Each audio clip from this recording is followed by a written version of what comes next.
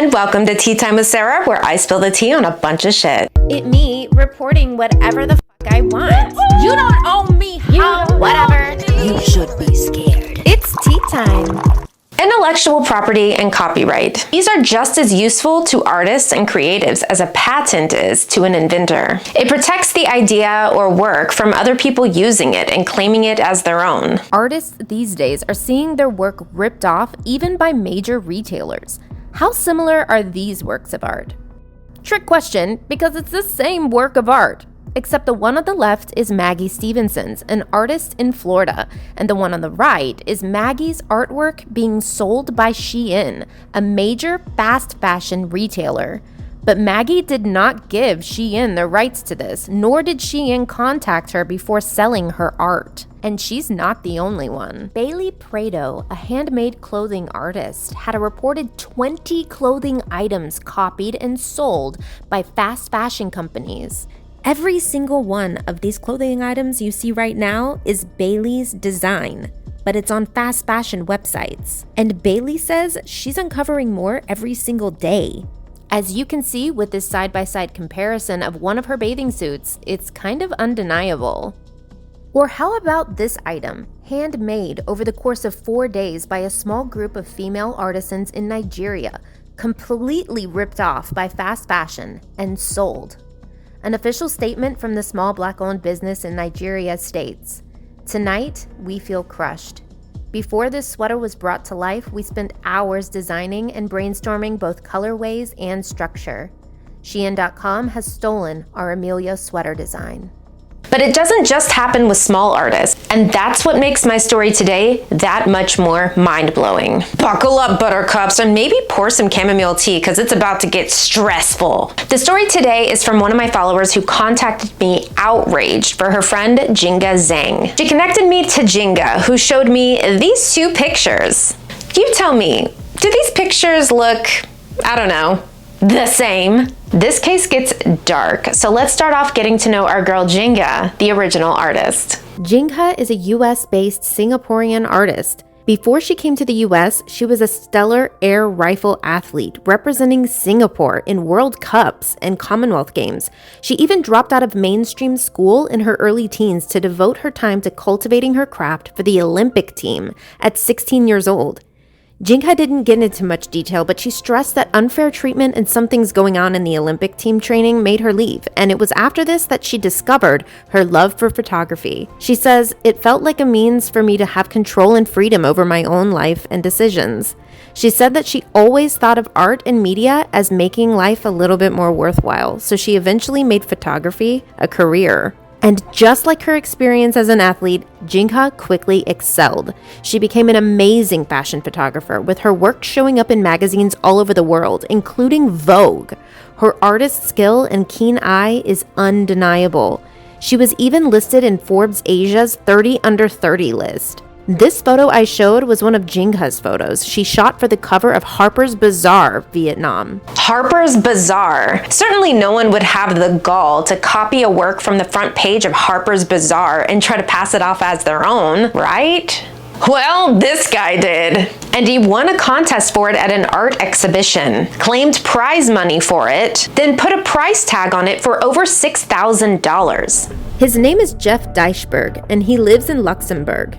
Now, to understand the entire story, we have to understand a little bit about Jeff's life and a little bit about Luxembourg. Luxembourg is a very small country in Europe with a population of only around 600,000 for the entire country. To put that into perspective, my city of Chicago has about 4 times that many residents in the city limits alone. In the whole Chicagoland area, including the suburbs, it's about 10 million. 600,000 for an entire country is incredibly small. So the towns would be even smaller. Luxembourg emerged as a country 1,000 years ago. Many of the residents are ethnically from Luxembourg, with families there for up to a millennia and passing down their houses to their family through the centuries. Luxembourg attracts expats from all over the world with its excellent healthcare, fantastic school systems, free nationwide public transport, and very low crime rates. Actually, Luxembourg is the wealthiest country in Europe per capita. It is a major center for large private banking, and its citizens enjoy a high standard of living. And that's just the regular citizens. So imagine Jeff over here, video games in the basement looking ass. From an old Luxembourg family, his own mother working in politics. Oh, what up, Martine? This is Martine, Jeff's mom. Martine is the Vice President of Council of Europe, Congress of Local and Regional Authorities.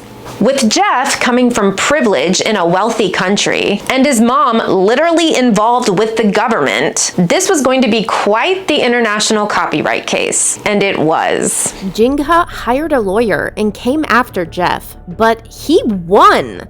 The Luxembourg court declared that, quote, there was insufficient originality in the photo.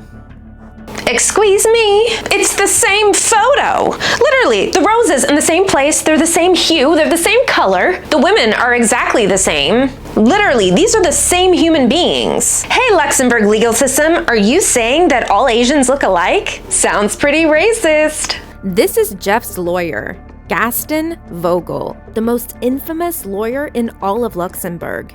And the most expensive, you better believe. I wonder if Mommy Dearest is paying for that. Fun fact about Gaston, he was once charged by a human rights league calling refugees beggar scum. So we know what kind of guy Gaston is. The main thing that really gets me about this case is the background. Jingha is a Singaporean artist who told me she faced a lot of adversity at the beginning of her career. She said her style didn't quite fit into what the commercialized fashion was at the time, and a friend suggested shooting for magazines that would support her shooting fashion stories in her own style. This quickly progressed to her refining her art so that her pictures were recognizable as her own. This beautiful photo from the cover of Harper's Bazaar would have never happened if Jingha had thrown in the towel after all the no's. And in fact, she still faced adversity after this shoot.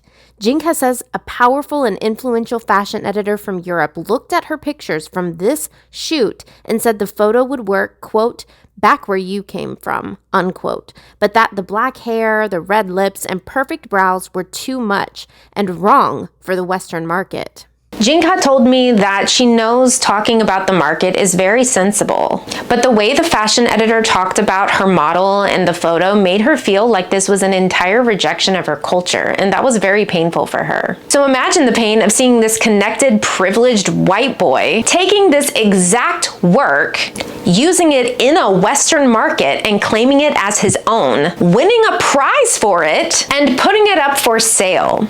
And get this, the Luxembourg press called this work an icy Chinese princess. What? What? This model was Jingha's model for Harper's Bazaar. The narrative used after learning this whole story is feeling like this is blurring the lines of racism a little bit. I don't know, I'm feeling a little uncomfortable, you know? Then he won the plagiarism case on top of all of this. Jingha's lawyer and her entire circle were stunned and horrified at the ruling. But the case did take place in Luxembourg, about a Luxembourg family, a family that is involved in the government and politics. From the little we know about Luxembourg now, along with what we already know about how corruption works, it's safe to say this was not a fair trial. Oh, but the plot thickens, my friends. This was not the only artist that wannabe artist Jeff has ripped off. There's another woman from Washington State named Becca Bjork who has had 2 of her artworks stolen by Jeff. This is Becca's work. This is Jeff's. Like, guys, is this real life? Instead of holding a flower that Becca put in her art piece, Jeff has the model holding a cigarette. Okay, Jeff. This is another one of Becca's works. And this is Jeff's. The difference is it's flipped horizontal, that's the only difference. Wow, Jeff, you're such an innovator. Oh, and he added a little Greek phrase to the painting. I wonder what it says. That Jeff, he's so posh and cultured. Wow. Well, it was translated, and guess what it says? Jeff put the quote, "Be true to what you know you are." Hey Jeff, this you? Well, it seems like Jeff is being true to what he says he is because he recently changed his Instagram to reflect exactly that. It now says he's a full-time plagiarizer. Live, laugh, love, steal. If he was hacked, that is awesome. But if he really changed that himself, it just puts the nail in the coffin on what a pompous douchebag this guy is. And I actually believe he is that level of pompous douchebag because he did the most unhinged plagiarizing I have ever seen. Ready for the finale? Jeff copied Leonardo da Vinci. This is Jeff's work. Take a good look. This is Leonardo da Vinci's work. This guy is out of control. Leonardo da Vinci? Leonardo da Vinci. He's just gonna steal Da Vinci's work and get away with that too? Anyway, Jinga is going to appeal this case and hopefully the new court case can happen in a neutral arena. You know, where the defendant isn't intimately connected to the court. But odds are it's going to happen in Luxembourg again. Let's send Jinga all the good wishes we can. And remember, no matter what the court rules, the court of public opinion is always stronger and long-lasting. It's important to stand up for what's right, even if it seems futile. Energy is a very interesting thing. So sending all the good energy you can her way will help the people who can physically help her in the real world actually go through with it. We're all working together here. If you like this video, give it a thumbs up and subscribe for more tea. If you have a story that you want me to cover, send me a DM to my Instagram here. In order to report, I have to have evidence and the ability to research the topic a little bit myself. Send along any evidence you have and I will cover your story. Don't forget to subscribe and I'll be seeing you guys back here next time. Bye!